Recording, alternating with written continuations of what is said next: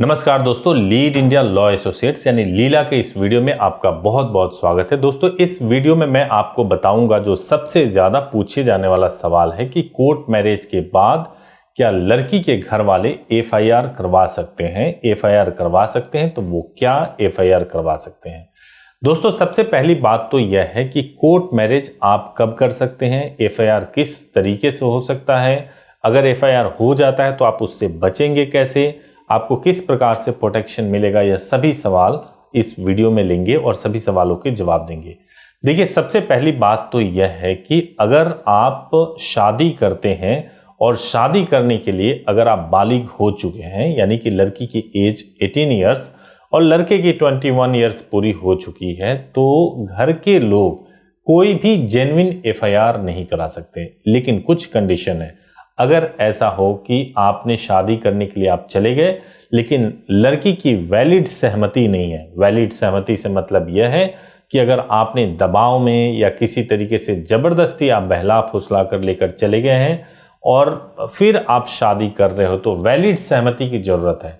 Valid सहमति का मतलब ये होता है कि आपने आर्य समाज में शादी कर ली, फिर लड़की कोर्ट के सामने भी जा रही है, कई सारे डॉक्यूमेंट्स को वो अपनी मर्जी से साइन कर रही है, तो उसको हम वैलिड सहमति मानेंगे। तो ये तो सबसे पहली बात यह है कि बालिग है। बालिग होने के बाद से आपने आर्य समाज में शादी की, शादी करने के बाद से उसको कोर्ट में रजिस्टर्ड करा लिया, तो ये पूरी तरह से शादी आपकी हो चुकी है। अब घर के लोग जाते हैं, वो ये कहते हैं कि भाई हमारी लड़की को किडनैप कर लिया है, वो कोई एक लड़का है जो उसको बहला फुसला के लेके चला गया, उसका अपहरण हो गया है, जबरदस्ती लेकर के जा चुके हैं। उनके इस बात को हवा इस चीज से भी मिल जाती है कि जैसे मान लीजिए कि आप घर से निकलते हैं और घर से निकलने के बाद से आपने शादी तो कर लिया, लेकिन 10-10 दिन 20-20 दिन तक आपने कांटेक्ट नहीं किया, उनको बताया नहीं, तो उनको इस बात को साबित करने का और बल मिल जाता है। वो ये कहते हैं कि अगर उन्होंने शादी वैलिड तरीके से किया है तो हमें बताया क्यों नहीं। जैसे ही पुलिस को भी लगता है कि हाँ जी, अगर शादी किया होता प्रॉपर वे में तो इन्फॉर्म कर देना चाहिए था। कुछ लोग अफवाहें भी फैला करके रखते हैं, वो कहते हैं कि शादी तो 3 महीने बाद कंफर्म होती है, इसलिए छिप के रहना। इसलिए भी कई बार कपल ऐसा होता है कि वो छिप के रहते हैं, जबकि ये बिल्कुल सरासर गलत है। जिस दिन आपकी शादी होती है उसी दिन से वैलिड होती है। तो सबसे पहला चीज, जो गार्जियन, जो लड़की के पेरेंट्स होते हैं, वो एफआईआर जो कराते हैं वो कराते हैं अपहरण के लिए और किडनैप, अपहरण हो गया, और रेप के लिए। ये 2 चीजों के लिए एफआईआर कराते हैं और ये तब हो पाता है जब शादी करने के बाद से आप घर वालों को इन्फॉर्म नहीं करते हैं।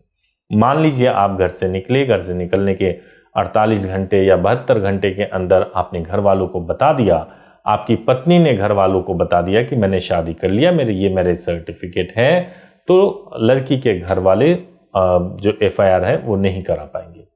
इनकेस मान लीजिए कि पैसे खिला के या किसी तरीके से जोर जबरदस्ती कैसे भी करके एफआईआर अगर रजिस्टर्ड करा भी दिया जाता है, उस स्थिति में भी आपके ऊपर किसी भी प्रकार का कोई कार्रवाई नहीं हो सकता।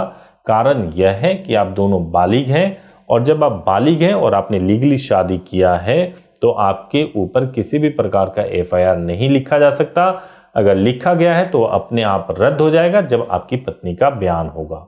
अब एक सवाल और पूछते हैं, 164 का बयान कैसे होगा। 164 का बयान जो होता है मजिस्ट्रेट के सामने होता है, और वो तब होता है जब आपके खिलाफ कोई एफआईआर रजिस्टर्ड किया गया हो और उसके बाद से आपको या आपकी पत्नी को मजिस्ट्रेट के सामने पेश किया जाए, उस वक्त यह होता है 164 का बयान। लेकिन ध्यान रखिए, यह बयान केवल पुलिस ही करा सकती है। तो आपकी पत्नी का 164 का बयान हो रहा है नहीं हो रहा है, इससे कोई फर्क नहीं पड़ रहा है।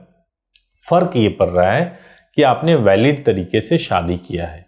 एक बात कि आपकी एज पूरी हुई हो, आपने डॉक्यूमेंट सही तरीके से लगाए हो, प्रोसेस को पूरा किया हो, सही तरीके से शादी हुई हो, उसके बाद से आपने टाइमली घर वालों को इन्फॉर्म कर दिया हो। अगर आपको ज़्यादा डर हो तो इंटीमेशन लेटर भिजवा दिया हो, अगर ज़रूरत हुई हो तो आपने पब्लिकेशन करा दिया हो, जो कि लीड इंडिया के बारे में मैंने बहुत बार बताया है पब्लिकेशन के बारे में। ये सारे प्रोसेस अगर आपने पूरे कर लिए हैं तो किसी भी प्रकार से डरने की बिल्कुल भी आवश्यकता नहीं है। और मेरा पर्सनल नंबर आपके पास जरूर होता है, बुकिंग के बाद से आप बात भी कर सकते हैं। एक महत्वपूर्ण बात आपको मैं बताता हूं कि देखिए, सबसे पहली बात तो यह है कि जब आप शादी करने के लिए सोचते हैं, आप बहुत दिनों से विचार बनाते हैं, आप खुद भी अपनी तरफ से कोई फर्जीवाड़ा मत कीजिए। क्या फर्जीवाड़ा लोग करते हैं, जैसे डॉक्यूमेंट में किसी तरह का कोई हेर फेर कर लिया, लड़की नाबालिग है उसको बालिग बनाने के लिए डॉक्यूमेंट में कोई एडिट मॉडिफिकेशन कर लिया, ऐसा हरगिज मत कीजिए। दूसरी बात यह है कि केवल आर्य समाज शादी कर ली, कोर्ट में रजिस्ट्रेशन नहीं कराया, उससे एक नुकसान होता है। नुकसान ये होता है कि आर्य समाज में आपने शादी करा ली और कोर्ट में जब आप नहीं रजिस्टर्ड कराते तो आर्य समाज एक प्राइवेट संस्था होती है। कोर्ट में रजिस्टर्ड हो जाने से हम ये पूछते हैं कि अगर ये शादी अवैध थी या कुछ भी गलत था तो कोर्ट ने इसको क्यों रजिस्टर्ड किया। तो इसलिए उसमें गवर्नमेंट भी, जांच करने वाली एजेंसी भी फंस जाती है और वो कुछ कर नहीं पाती है। तो इसलिए जरूरी है कि आप जब भी शादी करें प्रॉपर करें और पूरा सोच समझ के करें। अगर आपको लीड इंडिया लॉ एसोसिएट्स यानी लीला से संपर्क करने की जरूरत है, हम लोगों से संपर्क करने की जरूरत है, तो Monday to Saturday 10 AM to 6 PM आप कॉल कर सकते हैं। सुबह 10 से शाम को 6 बजे के बीच में 8800444555 पे कॉल कर सकते हैं। और दोस्तों, आपका जो एक कंप्लेन चला रहा था बहुत समय से कि आपका कॉल बहुत वेटिंग जाता है और फोन उठता नहीं है, दोस्तों अब हमने इस समस्या को बिल्कुल समाप्त कर दिया है। 10 बजे से 6 बजे के बीच में अब आपका कॉल, आपको वेट नहीं करना पड़ेगा, आपका कॉल फॉरवर्ड नहीं होगा, आप सीधे फोन करेंगे और डायरेक्टली हमारे जो भी लीगल ऑफिसर्स हैं वो फोन को उठाएंगे और आपको पूरी सहायता अवश्य करेंगे। बहुत बहुत धन्यवाद।